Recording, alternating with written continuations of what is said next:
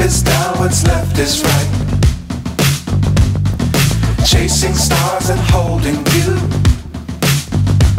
I can't see the end, but we'll see it through.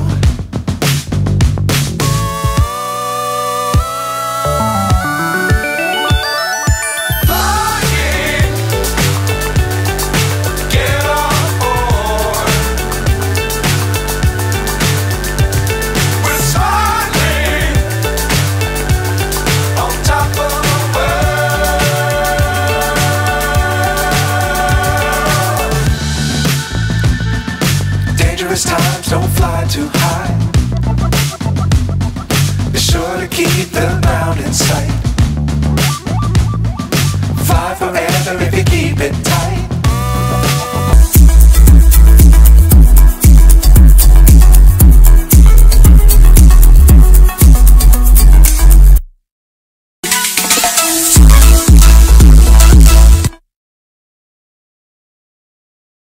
Sa ating mga DIY, no, paggawa po ng sabon. Alam niyo mga kanitib na ang sabon ngayon, no, may rollback ata sa gasolina at crudo. No, pero ang problema natin, baka yung rollback niya na 6 piso, baka pakyatin na 10 piso, lugi pa rin tayo mga kanitib. So, pwede bang mag-additional income tayo? No, sir, balik doon sir sa mga ingrediente sa paggawa ng sabon, sir. Na ang sa akin kasi sir, gumagamit lang ako ng sabon, but yung pagkaalam kasi may antibacterial property, no, but I think in some of my readings sabi daw, no, basta sabon may antibacterial property. Sir, paki-explain sa amin sir yung mga basic ingredient in the making of the soap na pinakita ninyo diyan. Okay, yung soap na ginamit niya po Doc, yun yung tinatawag na, pero siyang parang base, no, soap base na ginagamit. Pero yung usual talaga na paggawa ng soap is galing yun sa tinatawag nating process na saponification, no. Yun pong ginagawa natin, inire-react po natin, nagre-react po gumagamit po tayo ng alkali at saka ng fatty bases para kung mag-react sila, yun yung product, yung soap. Isang byproduct ng saponification is glycerin. So, doon sa saponification, doon yung napoproduce ng soap natin. So, depende sa soap na gagamitin or ipoproduce natin po ano. If yung tinatawag natin na sa habong panglaba, yung ginagamit natin is sodium hydroxide, yung alkali, mas matapang po yun compare doon sa isang ingredient na tinatawag natin potassium hydroxide. Yan po yung isang component naman ng tinatawag nating soft soap. Ang soft soap naman, yun yung ginagamit natin pampaligo. Ayan. So, sa ginawa ng estudyante ko, yung main ingredient niya actually doon is yung soap base niya. Yung soap base kasi na goat, nanggaling sa gatas ng goat, meron yung moisturizing effect, no? So, yung base mismo ay meron na siyang pharmaceutical property. So, depende yun kung ano yung ilalagay mo doon na herbal na active component. Like, for example, papaya, cucumber extract, yan. Pwede mo lagyan yan. At saka, pwede mo lagyan ng perfuming agent, kahit anong volatile oil, no? For example, lavender, yun. Pwede mo gamitin yun as perfuming agent. Ang isa kasi sir, kita ko is that the presence of what they call the goat's milk. No? Yan kasi ang isa sa mga vital product also, no, in the raising of the goat. Kasi kung gawin mo kasi ang ano sir, yung goat's milk direkta na ini-mix doon sa glycerin, o paano ba yung ginagawa sir yung goat's milk base na sabon sir? Milk base. Yung gatas ng kambing pudok is doon na siya nilagay doon sa process ng saponification. During na inireact po natin kasi yung goat's milk meron na siyang fatty substance doon. So nilalagyan na lang doon ng sodium hydroxide o anong alkali na gagamitin mo depende sa sabon. Doon na siya magpo-produce ng soap niya. So isang byproduct niya is soap, yung isang byproduct is glycerin na pwede rin natin magagamit as soap later on. Yan pala sa isa kasi nakita natin is that sa ating mga ka-native dyan na may seminar kasi doon na I was invited to be part of it, na kung saan po yung topic is about goat production. No? So, ibig sabihin, no, if you're going to sell only the goat's milk, no, magkano ba ang kikitain? No, for example, in that 1 kilo, Now, in that 1 liter, I think, binibenta nila ng 150. But if you're going to have it be done, na i-process mo into milk, into soap pala, no, maganda kasi sa mga gatas, sa mga sabon kasi, na milk base, no, milk base. Na, di ko lang alam kung anong pinakaiba niya sa rice milk. Ang alam ko kasi among the pigeon family, they have what they call the dove's milk, no, na pinapakain ng dove, no, sa kanyang squab, no, nagra-rhyme ata. Ang dove's milk kasi yung tinuka ng inahin, no, doon niya nilagay doon lahat sa bunganga niya. And then later on, inisalin niya doon sa mga sibling niya kung sa maliit na mga sisiw niya. No, that is what they call the dove's milk. Yung sa rice milk naman, meron kasing soya milk. Na we have also the rice milk. Yung sa rice milk naman, it is more of what they call na parang lang hinhydrolyzed na starch na mula sa pala, sa bigas. Na pag isinama mo doon sa tubig, halos na siya. Parang mabilis na mag-mix with water. That is what they call the hydrolysis, and that is what they call nagagamit na what they call the rice milk. And I think that can also be used, no, as part of the soap. And then yung goat's milk naman, no, magiging pakabahagi naman, no, in the paggawa ng high moisture or what they call the moisturizer soap, no. Ang isa kasi nakita natin sa research, gumamit ka niyan, mabilis kasi sir na manipis yung tawag dito yung sabon. It is because of the presence of that milk, no. But ang isa kasi kagandahan niya is that if we'll be using that goat's milk, no, into sabon, I think that 150 pesos per liter can even amplified na 3 to 4 times. So, ibig sabihin, the 150 of yours per liter, if you're going to have it make as this kind of soap, ibig sabihin po, it can be na amplified into 450 pesos. Ibig sabihin po is that we gain more. Ngayon ko bakit na palagi sabi namin ito at the Central Philippine University. Now, to be an agriculturist, it does not mean that we keep on tilling and plowing the field, but we're using our critical thinking, and at the same time, we're using what we call practical technologies na kung saan po para makakita po tayo ng mas maganda, no, in the farming. But aside, sir, from that goat's milk, ano ba ang iba pang importante? For example, meron kang aloe vera, or something. Ano ba sir ang restriction in that making of soap? No, kasi kang ginasabi mo is that na yung meron tayong hard soap at saka meron tayong soap, no. Nalakasing sodium hydroxide. Ang sodium hydroxide kasi, no, sa ating mga native diyan, kung umiinom pa kayo ng soft drinks, pinagawang panglinis sa bote niya, that is what they call the sodium hydroxide. At yun rin yung ginagamit na Doc, na declogging agent doon sa puso natin, no? Pag nag-clog yung mga sink natin, yan, si liquid sosa, yun yung si sodium hydroxide. Yun pala, sir. Ano ba sir, kung for example, if you're doing what they call the cosmetic soap, cosmetic ba tawag yun, sir? Yung paganda na kung saan po, sabong mabango. In terms of the sa kanyang mga ginagamit sir na chemical dyan, no? Anong pinakaiba nila sir with that of the sabon na ginagamit panglaba? Ang main ingredient po is yung sodium hydroxide talaga po, Doc. Si sodium hydroxide kasi corrosive siya eh. So, kung na-notice nyo pag gumagamit kayo ng sabong panlaba, kung hindi hiyang yung balat nyo, nagpipil yung skin dahil yun sa sodium hydroxide na nandoon. Yun yung pinakaiba ni potassium hydroxide kasi hindi siya masyadong corrosive as opposed doon sa kay sodium hydroxide. Kaya mas banayad yung skin natin, no, sa kay potassium hydroxide. Yun lang yung pinakaiba doon.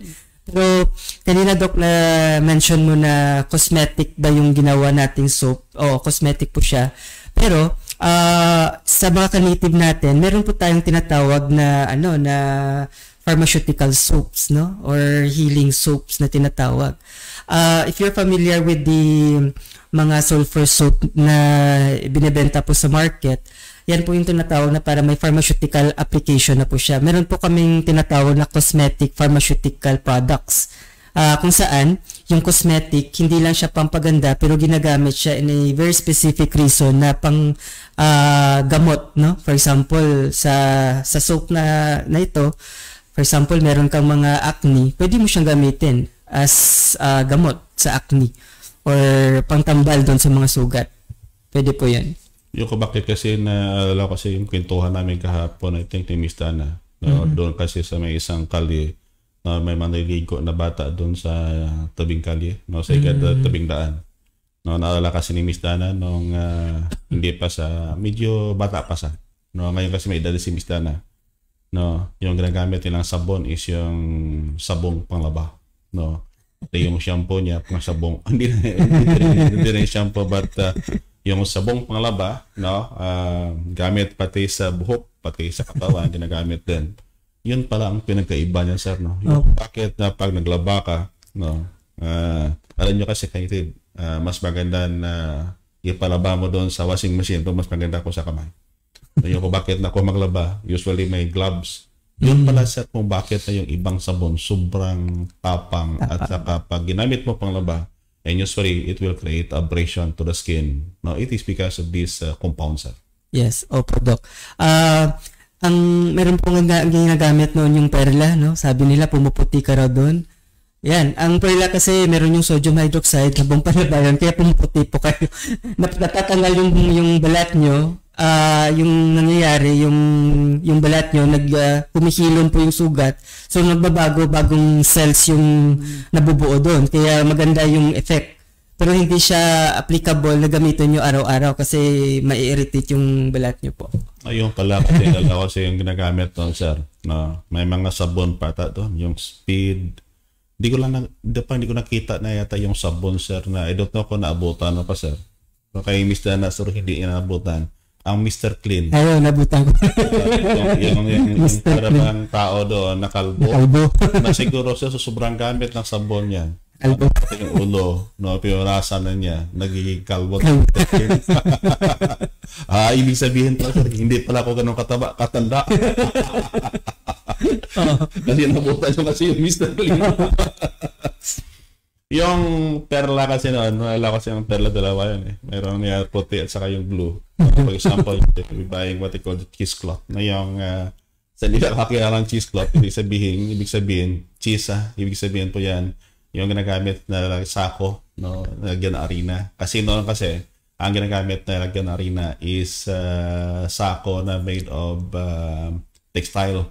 No, sa ngayon, alos papel na, hindi kaya yung plastic, but no, kasi yung ginagawa pa sir na lampin, sir. Hindi pa kasi uso noon sa time namin kasi, sir, hindi pa uso kasi yung mga diaper. Yung kung bakit kinagamit is lampin.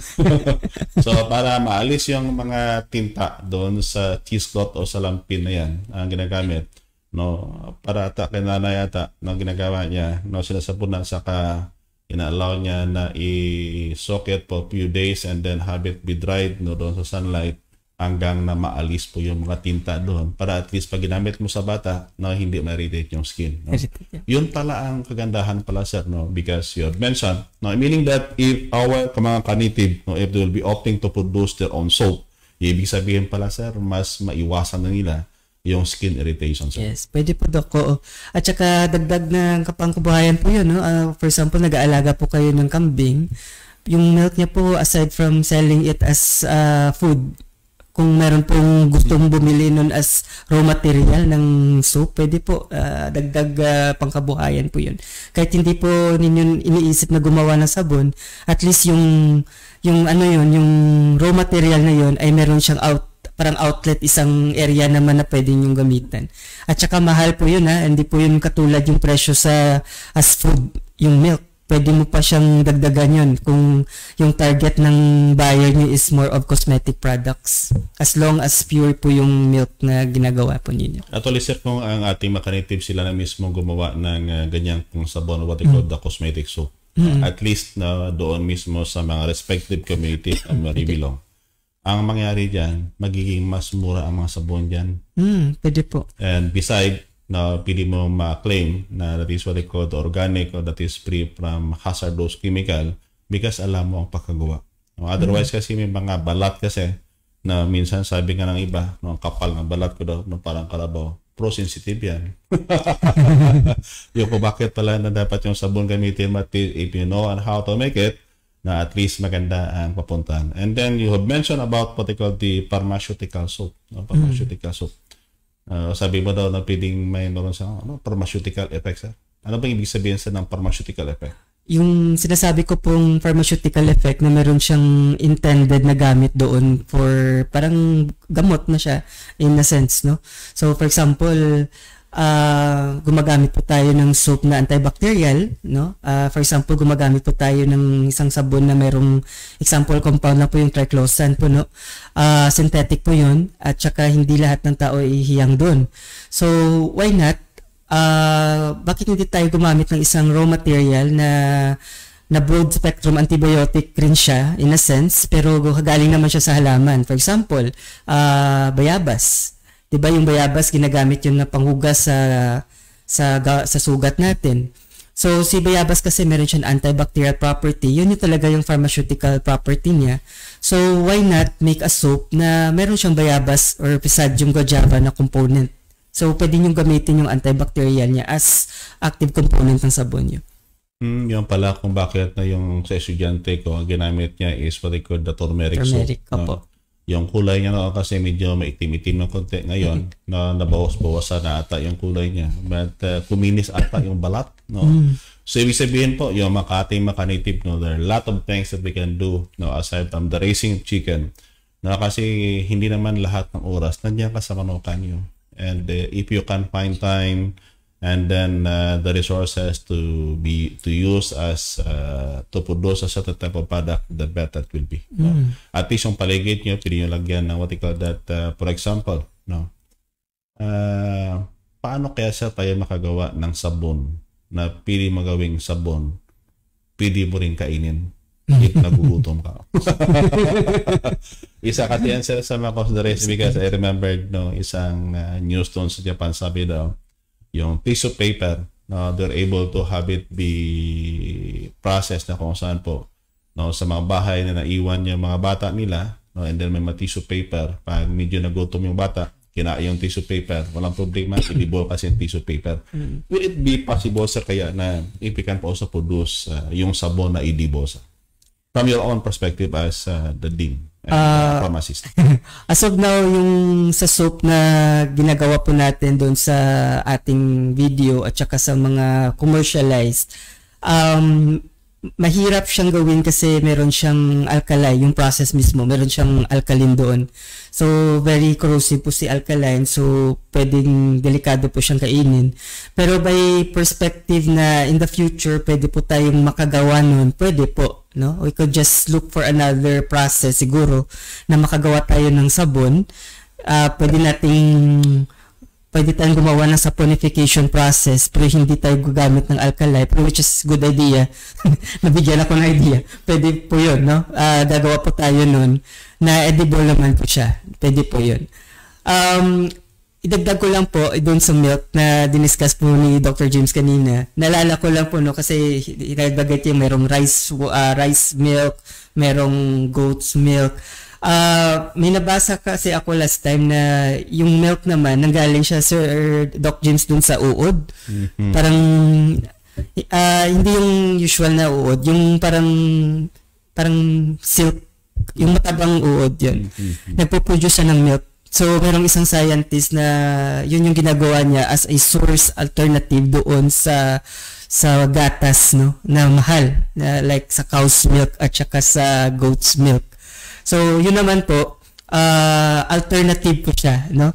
So, bakit sinasabi ko to? Kasi yung pinipresent po namin ni Dr. James dito, meron po tayong option na gumamit ng ibang raw material as long as available siya at makakalas po tayo. At dagdag siya pangkabuhayan as much as possible kung nandun na siya sa ating bakuran na pwede nating i-cultivate at saka ipadamihin sila. So, pwedeng gawin po yun. Isa kasi sa dahil ko kasi because I think that was during the time the appointment of ba Secretary Solidum and the DOST. Kasi that is a debate doon sa may commission on appointment, kaya appoint sa hindi. Pati naabot na yung kwentuhan about the development of what they call that capsulated food. Like what we have discussed kasi noon sa diba yung usapan natin to develop yung compact food. Yes. Kung saan maliit lang, kaunti lang kainin mo but that is good enough for the day. Baka darating yung panahon din sir, even our NASA scientists also eating that one. Nung sabihin mo, pwede bang bumili ng adobo capsule? Bumili mo adobo capsule, ibig sabihin po yung lasa niya adobo, but that is good enough na for that meal. Yes. For example, pang nanghalian mo, bumili ka ng adobo capsule at saka yung pang dessert naman is the pineapple capsule. And parang hindi ata sir na lalayo ang pintuhan papunta dyan because of the continuous increases in population of the world. Yes. Yung ko bakit that inunahan na natin para at least possibly for some sabihin na parang umakyat na hanggang langit yung isip, but mind you mga kanitid, dating ang panahon na parang gano'n. O na kung saan po yung pagkain natin hindi na gano'n ka-enough to the point that possibly it can also affect sa ating buhay. Yes. That is why that we're working on it ngayon para at least pagdating yung panahon na yan hindi po tayo mahirap.